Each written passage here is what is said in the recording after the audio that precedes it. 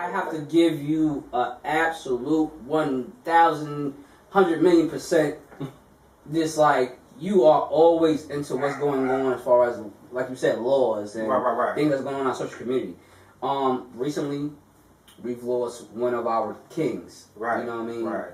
The man himself. Right. Nipsey Hussle. Mm-hmm. Now, it's so much going on around his death. Mm-hmm. I mean, the person that killed him, right, as well as even a rapper. And you know, due to the fact of what this artist did, I don't even want to mention his name. Right. No. But he did something. Yeah, he definitely did something disrespectful to the queen of Nipsey. Yeah, now, absolutely. Can you give us some of your insights? On that particular situation, or just everything surrounding that? But let's go on the whole thing. Let's start off with his death and what you know of him. I'm not sure if you have had a chance to meet him. I did not follow him. The thing about it is, I've always kind of been intrigued by him because I knew as far as what his work was in the community.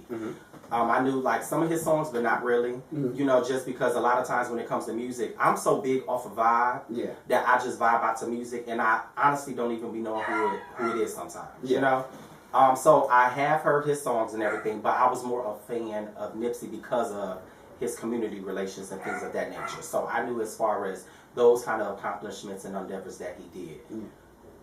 What has transpired, it's a loss for us all. Yeah. If you can see the outpour of love that's happening, like this shit hits us all deep, whether you knew him personally or not.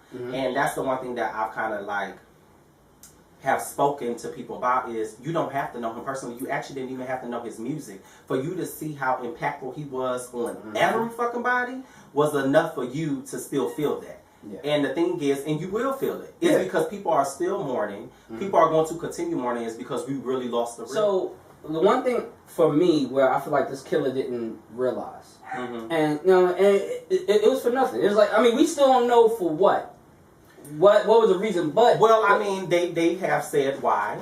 And they said it's because, you know, he was embarrassed because of a little exchange that happened between him and Nipsey Hussle. Yeah, but then, and even with that, you know what I'm saying? I understand, like, we all, you know, have some people we feel a little weight towards, but it's like with somebody like Nipsey, when you don't take a second to think of, because with Nipsey, you stopped a forward movement. You didn't just kill a man. Well, now this is what I say. He temporarily paused it. Okay. I feel as though what happened with Nipsey's death is definitely probably the wake-up call that a lot of us didn't know that we needed.